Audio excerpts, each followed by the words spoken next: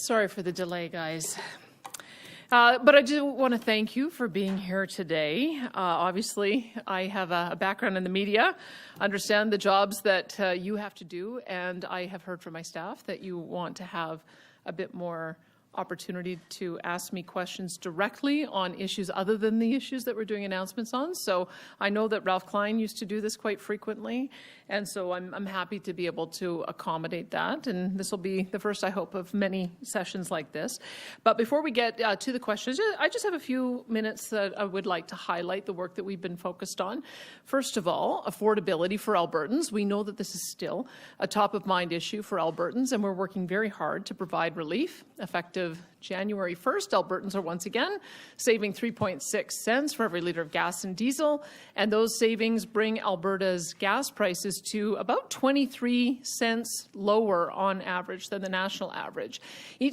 So every time each of us goes to the pump, we are keeping more cash in our pockets.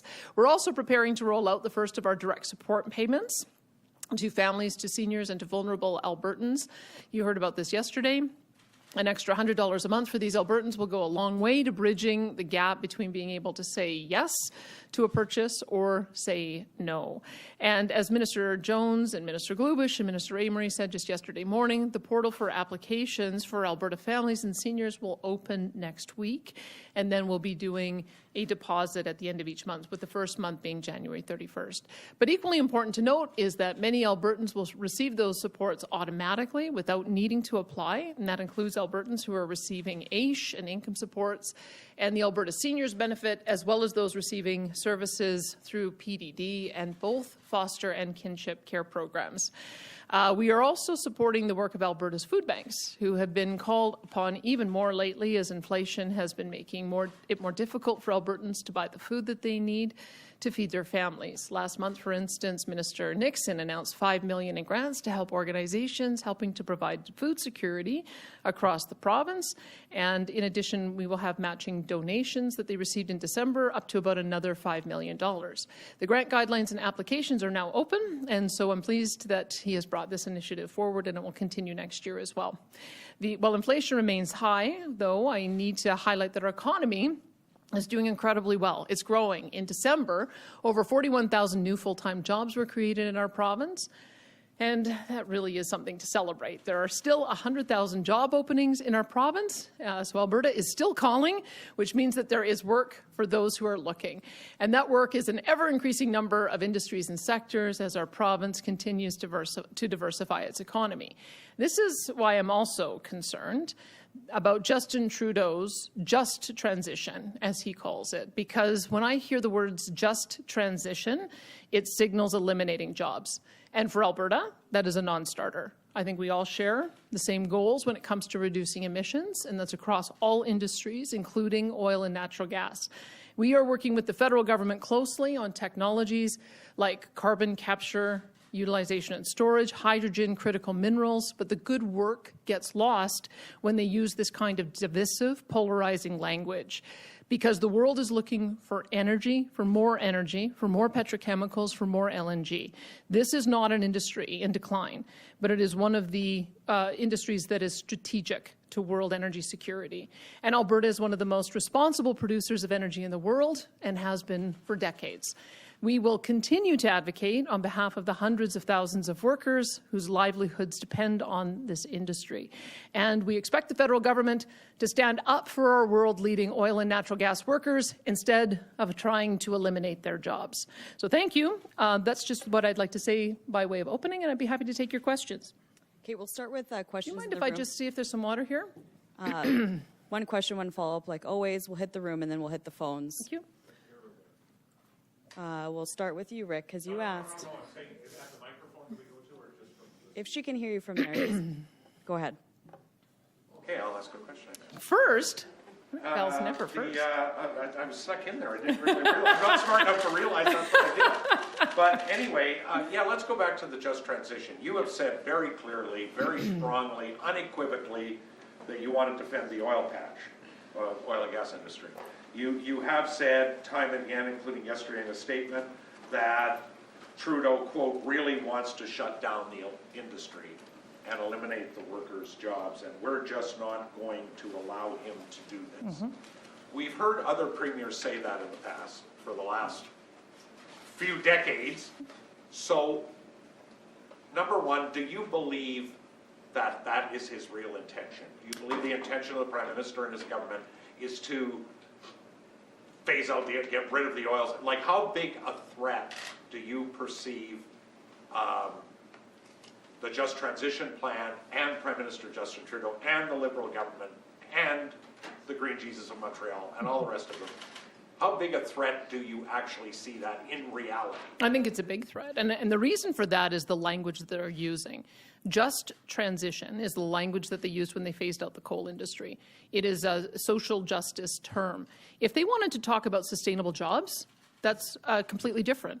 And we'd be quite happy to talk to them about sustainable jobs in carbon tech, sustainable jobs in hydrogen, sustainable jobs in this new economy that we're developing around small modular nuclear and other types of projects. I think we're all on board with that. But to use that terminology, they're virtue signaling to an extreme base that is openly advocating to shut down oil and natural gas. Because look at what happened at a COP27. The final communique talked about ultimately shutting down the oil and natural gas industry in the same way that coal had been phased out. We have a prime minister who, when you ran in the last election, talked about that the need to phase out oil sands eventually. He looked at it as inevitability. We don't look at it that way at all. We think that the world is going to need more natural gas. We believe that with carbon capture technology, it's going to make it more and more sustainable. Hydrogen at its base, the best way to make it is out of methane, which is natural gas. When you look at our oil sands producers, they have an aggressive strategy to reduce emissions and use more bitumen beyond combustion. There's a petrochemical industry that we've been supporting here.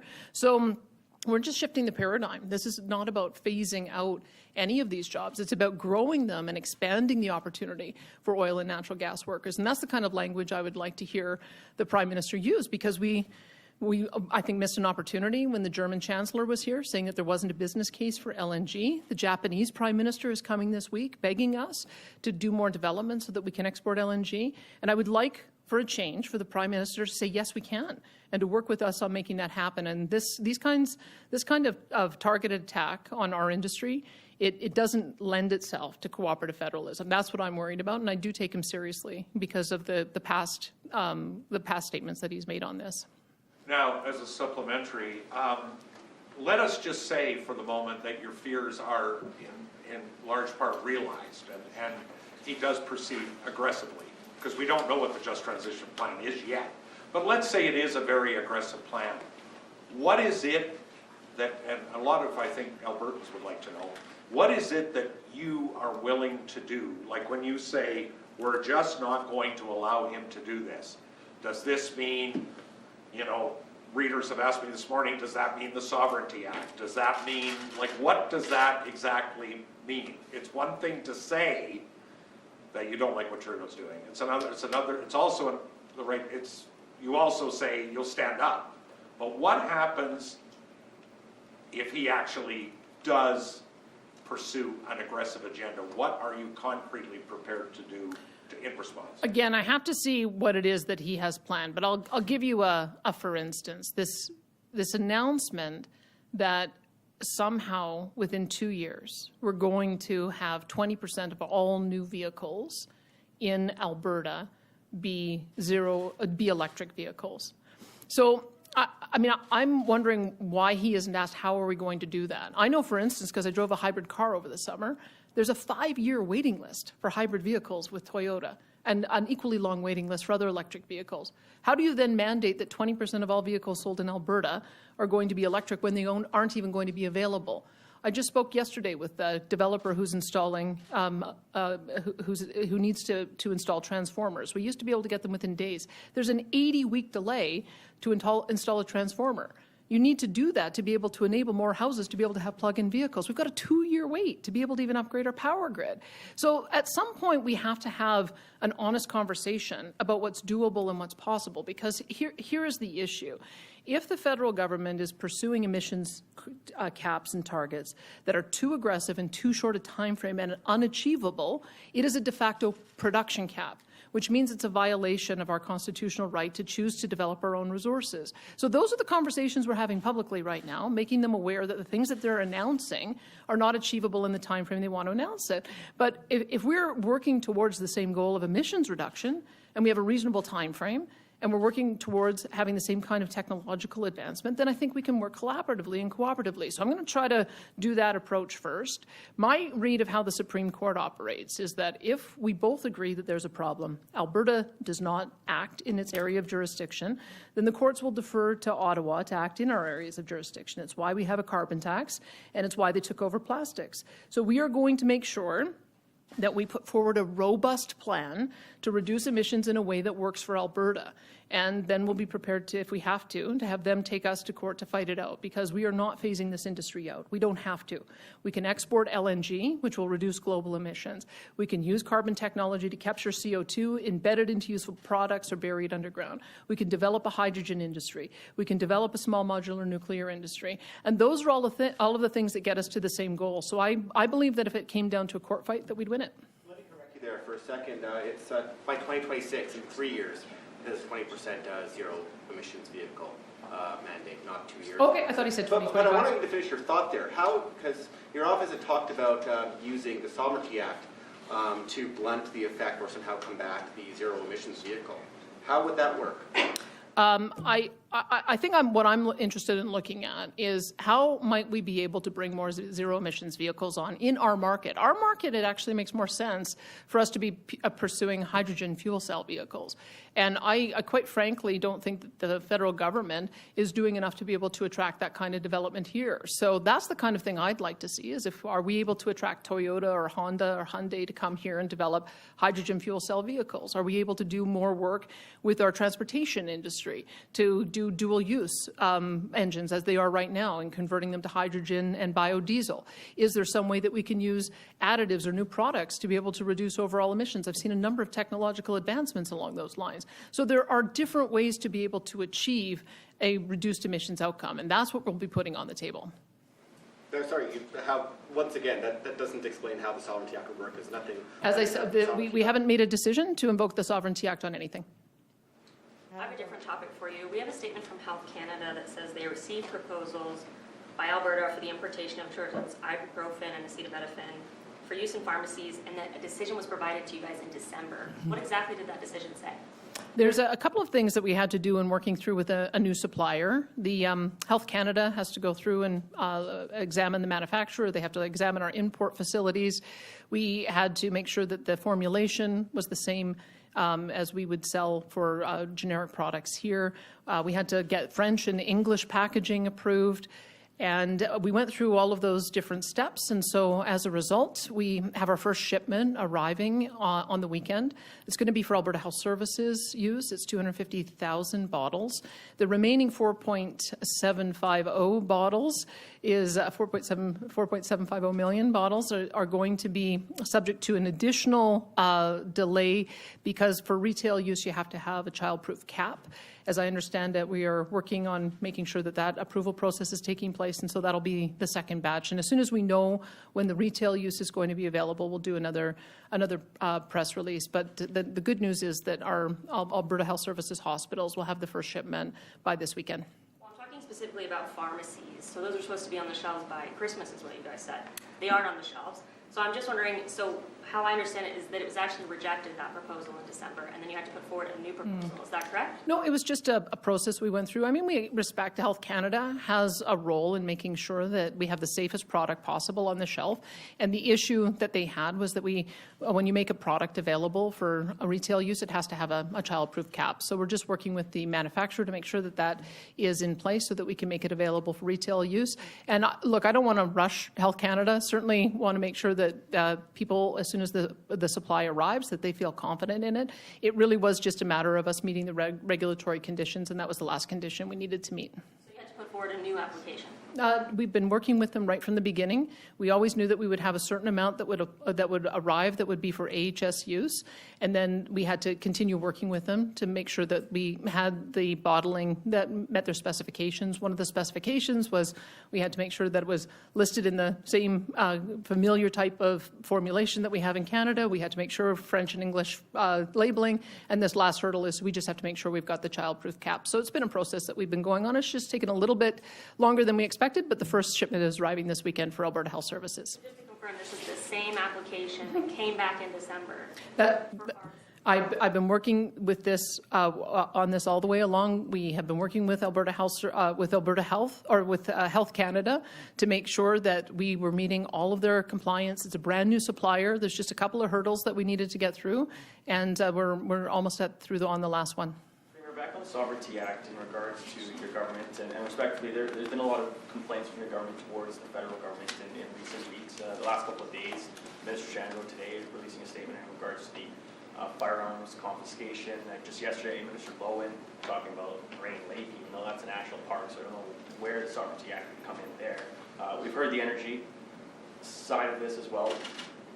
When does it become more about enacting this legislation, using it for what it's intended to do instead of just complaining to the federal government? Well, it's one more tool as in us pushing back against Ottawa. I think we've got lots of tools at our disposal. I'm just disappointed with the federal government that they've said that they didn't want to fight, and yet they're continuing to make announcements without consulting with us. They came through with changes to the firearms legislation that wasn't supposed to include hunters and sports shooters until the last minute when it did. The issue around Moraine Lake, they didn't even call our parks minister. There's some things that they could have done on Moraine Lake, because I recognize that they've got limited parking, but how are people with canoes and kayaks and dogs supposed to get up there? The hours that they're proposing are too limited. There could have been more that they could have done to reduce the cost on this, because the parking is for free, and we want to make sure that that there's more accessibility. So those are the kind of things that if they had just reached out and talked to us, we might have been able to make some resolution. And certainly on the issue of emissions reduction, my environment minister, Sonia Savage, has gone to COP27. She's gone to COP15. She's engaging with the department. For them to just come out of the blue with this legislation without calling us, that to me is provocative.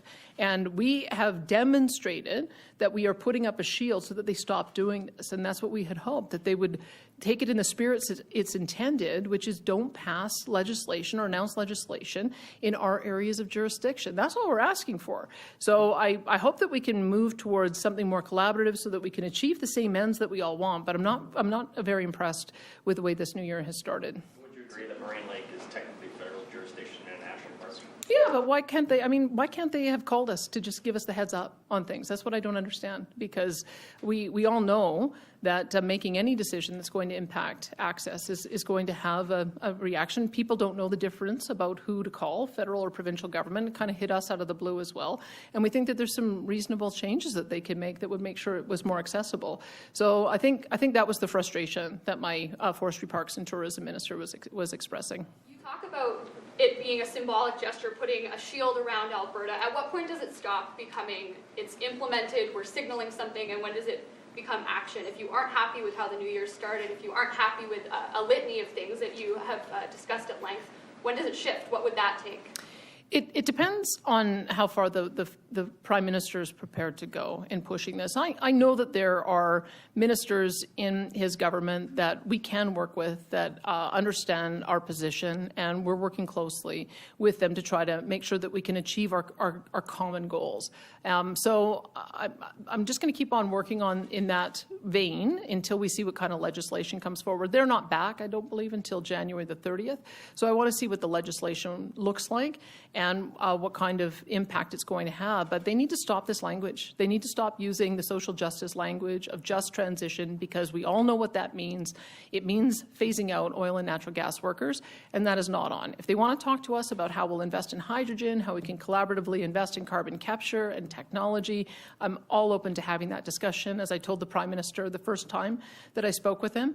But I would just like to see that they're recognizing that we are a leader in this area. We're a leader on on hydrogen production. We're a leader on carbon technology, as opposed to acting like somehow we're late to the party on this. We're not. We've been doing this kind of work for decades in hydrogen, and since 2007 on carbon technology. So I think that there's a little bit of politicking happening at the federal level. Maybe there's a federal election coming, but it's not helpful when we're trying to find some joint and common solutions around these issues. You talked about being willing to move forward with healthcare measures, even if the federal government doesn't come to the table with more funding. But what does that look like? Where would that money come from if you're talking about big reforms to the system beyond what you've announced already?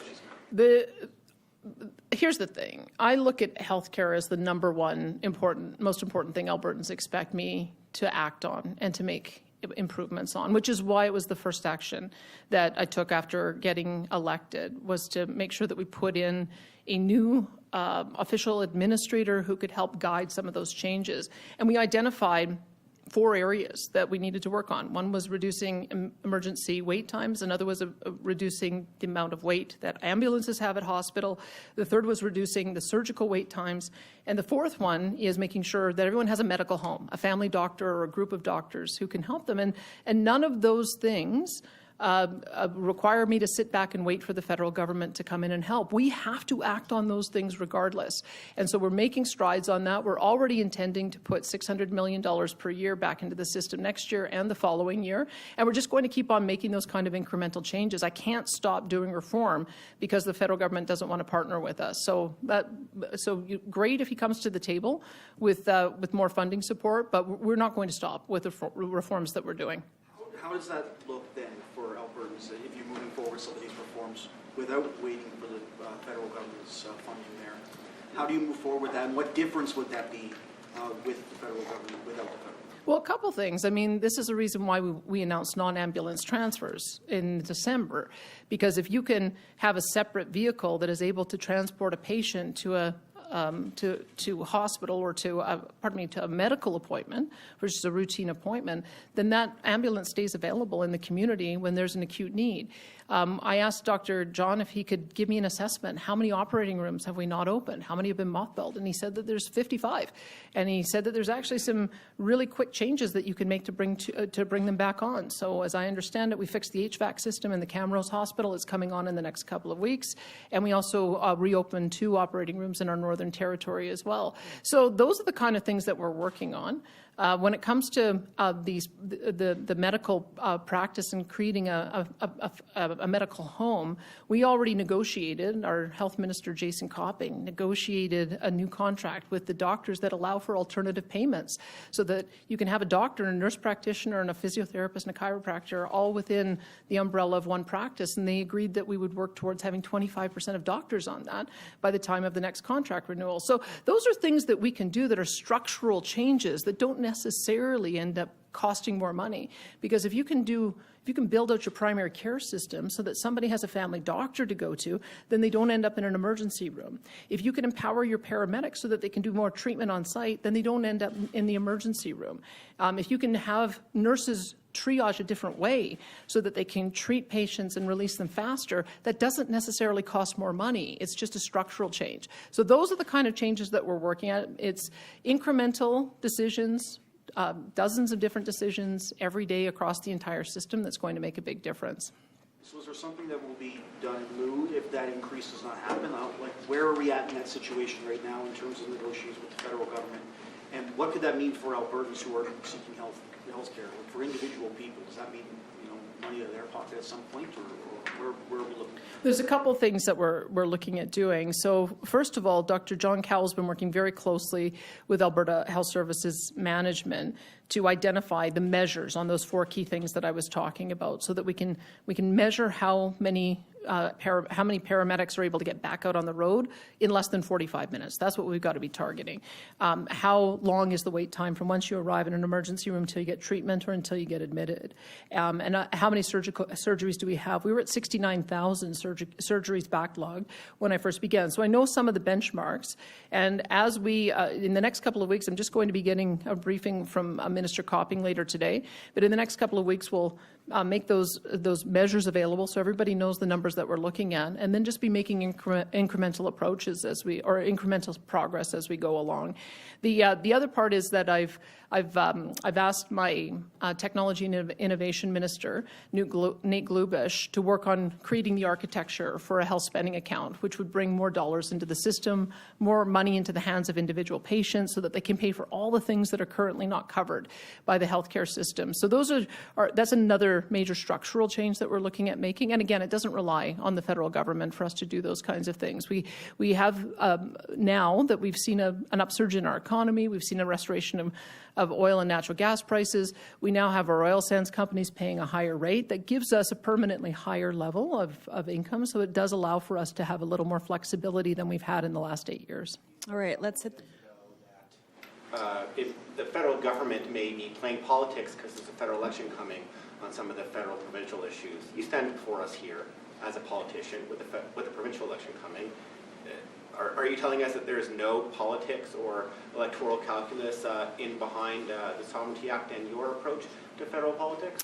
I can tell you what I've observed, because I've observed the federal government for a long time. And what I do know is that when we had an equalization referendum to say we wanted to start a change in our relationship with the federal government, within days, Justin Trudeau appointed Stephen Guilbeault. Stephen Guilbeault has since denounced that he wanted to have an emissions cap on fertilizer, emissions cap on oil and natural gas, that he wants to have a mandatory carbon capture on our power grid, that he wants to have mandatory purchase of combustion engine vehicles, that we're bringing through clean fuel standards, that he wants to increase the amount of biodiversity coverage in our province. That seems to me to be provocative. They've taken over plastics. They wouldn't allow us to back out of the carbon tax. How many hits can Alberta take before we say stop it, put up a shield, and start pushing back? So I would say that everything that I have done to this point has been in response to what I have seen as a hostile federal government invading our jurisdiction. And I think Albertans expect me to stand up for Albertans. That's what I'm going to do. All right, let's hit the phone lines. Operator, first caller, please. Thank you. David Staples, Edmonton Journal. Hi there. Premier, you talked about Trudeau's obsession with phasing out the oil and gas industry to be absurd. But doesn't he have a rational self-interest in appealing to his voter base who are quite alarmed about climate change and lashing out against the oil and gas industry? Well, I guess I look at it a little bit differently, especially with the events that we've seen in the last year, with the Russian invasion of Ukraine and the disruption of our energy markets.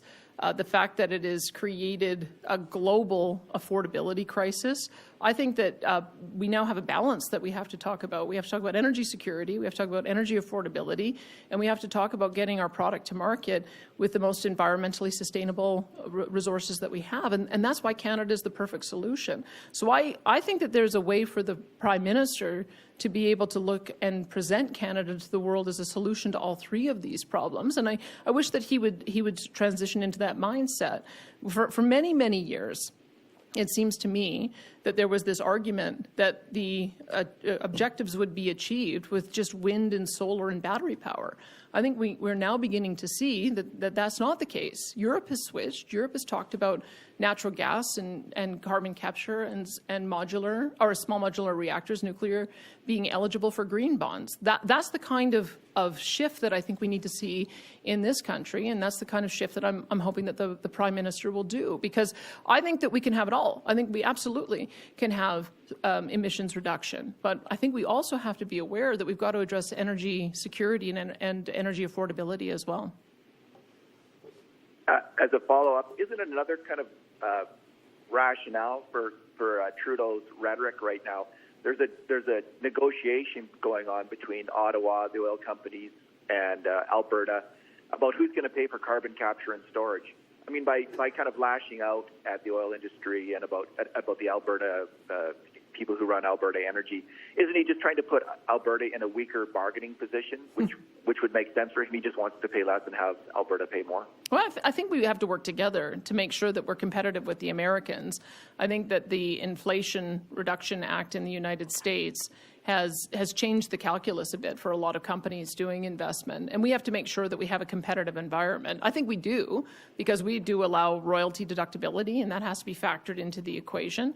But we also must be aware as well that it's all our petrochemical industry too. It's not just oil sands. Our petrochemical industry, especially ones who are involved in hydrogen, that involves a carbon capture component also. So I think that as long as we are working towards the same goal, we want Alberta and Canada to be competitive with the United States and being able to attract that investment, then we can figure out what portion comes from federal tax relief and what portion comes from provincial tax relief. Let's remember, if we're talking about giving relief on corporate income taxes, the federal government charges a higher rate than we do. We charge 8%.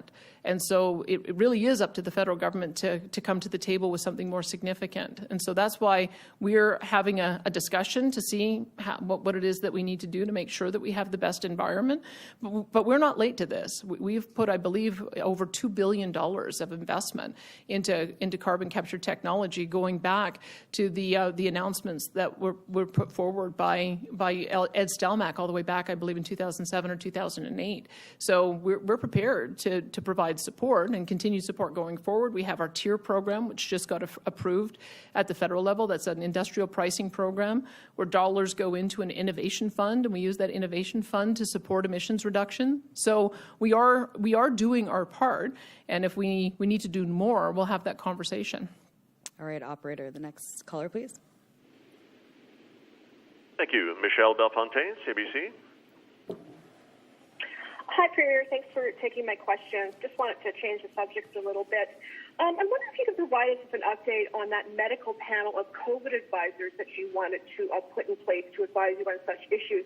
I mean, can you tell me who they are? Can you tell me if they're starting their work? Do you have an update? I'll have something more to say on that. I have a discussion that's right now going through Cabinet and caucus, and as soon as I have caucus approval, I'll be able to make an announcement in that regard. Yeah. And when do you expect that will be? I'm targeting the latter part of next week. All right, operator, next caller, please. Thank you. Catherine Grakowski, Alberta Today. Hi.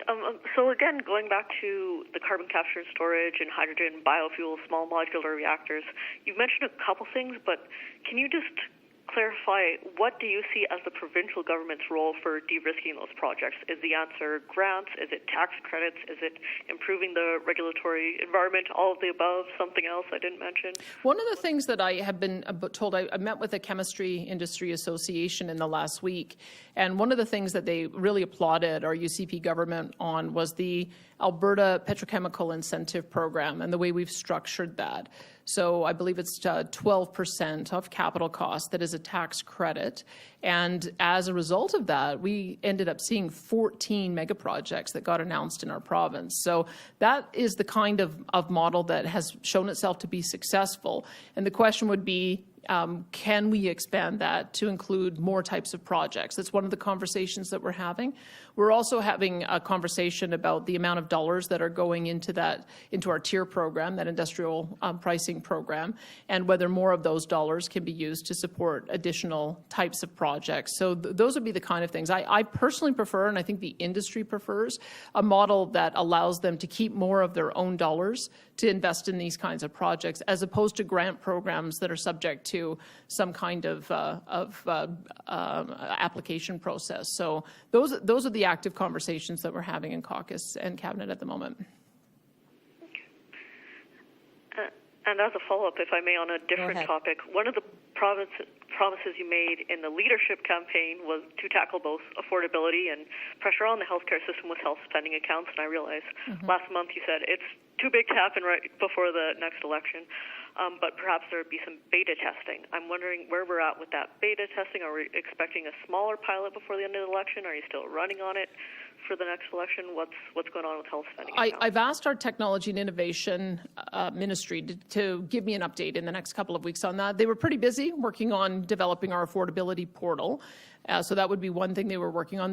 There's also a couple of other things in the mandate letter that they've been working on.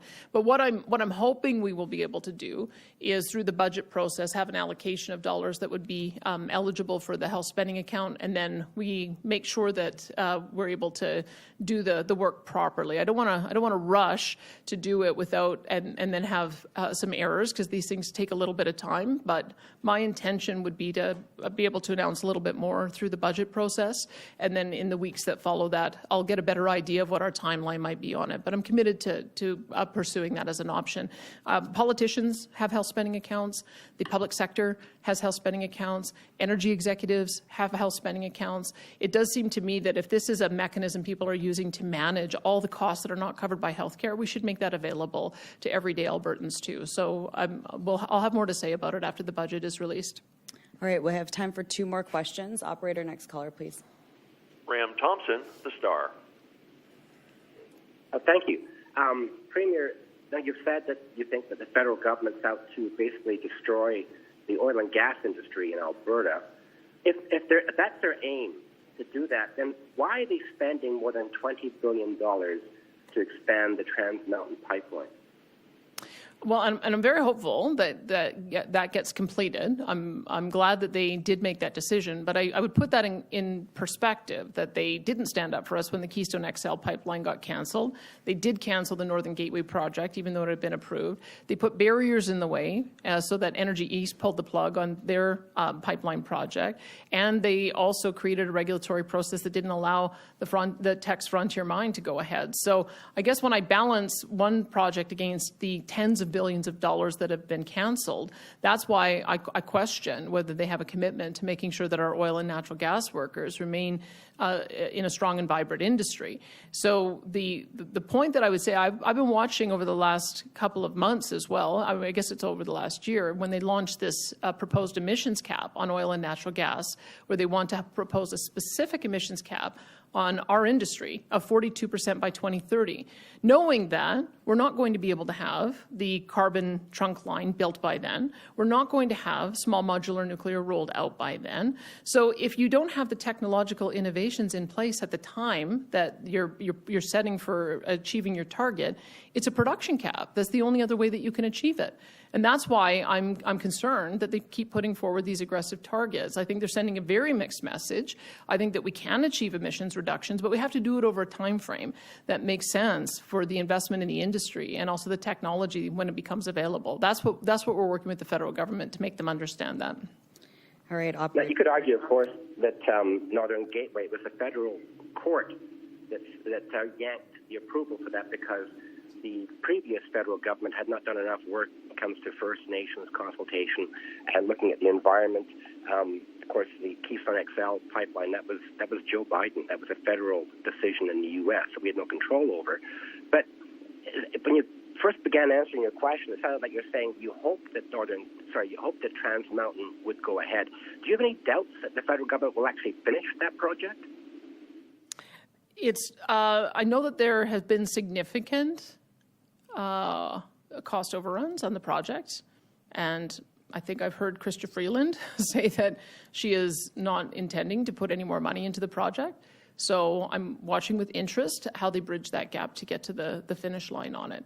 So I'm hopeful that we are able to open it up on time, but I do know that it because of the way it's been managed, it's had significant cost overruns. All right, operator, last caller, please. Thank you. Morgan Black, Global News. Hi, Premier. Going back to the topic of healthcare, the NDP has released some AHS data that shows a high number of unfilled paramedic shifts in Edmonton between January and October 2022. So I'm just wondering, you touched on this a little bit earlier, what's the update on the impact we're seeing thus far with the AHS administrator and your government's efforts to kind of right the track on paramedic wait times and staffing? I don't have an update on new data on that, but I can tell you that The approach that we've taken the last 2.5 years has burnt out our frontline workers. I know that, you know that, the public knows that, and that's why we had to make some decisions that were going to make it easier on our front line and put more resources on the front line. One of the great frustrations that I have heard from our paramedics is when they show up for shift and then get called out of their home community and are never able to return back home. That's one of the things we're trying to resolve with the non-ambulance transfer, so that doesn't happen anymore. We're trying to give them more opportunity to treat on site so that they're able to use their full scope of practice. That, I think, will be a lot more rewarding as well and result in fewer trips to hospital. And we're working very hard on having a better offload ratio so that when paramedics arrive and drop a patient off, they can be stabilized and they can get back out into the road. And those are the kind of things that I think are going to improve the working conditions for our paramedics. I've been told by frontline paramedics that we have a 5-year turnover in that profession, and I think it's because of some of those working conditions that so desperately need to be fixed. I've been hearing about these issues for over 10 years, and we're starting to work on fixing them. So Dr. John only got into the position on November 17th, so he's only been there less than 2 months. We did have a Christmas break, so I think he's made some pretty extraordinary progress considering the limited amount of time that he's had. But he's very confident that with the decisions that we've made and the announcements that we've had, we've got new leadership now in paramedic at the Alberta Health Services. So I think you're going to start seeing some of those changes accelerate in the next couple of weeks. Do you have a follow-up? Great, and as follow-up, yes, I do, thanks. The NDP also noted it didn't have any data from November or December of last year in regards to the unfilled shifts. I'm just wondering if you have any insight into an EMS report or something like that that's come across your own desk or Minister Copping. I have not, but as I mentioned, I'm meeting with Minister Copping later today, so I'll see if there is any of that data. Our intention is to make sure that we have more data available, more meaningful and useful data, so that we have the ability to analyze it and gauge progress. So we're in the process of just finalizing some of those indicators, but I can see if any of that data can be made available. I'll check with Minister Copping today if you want to follow up with Becca. All right, thanks everybody.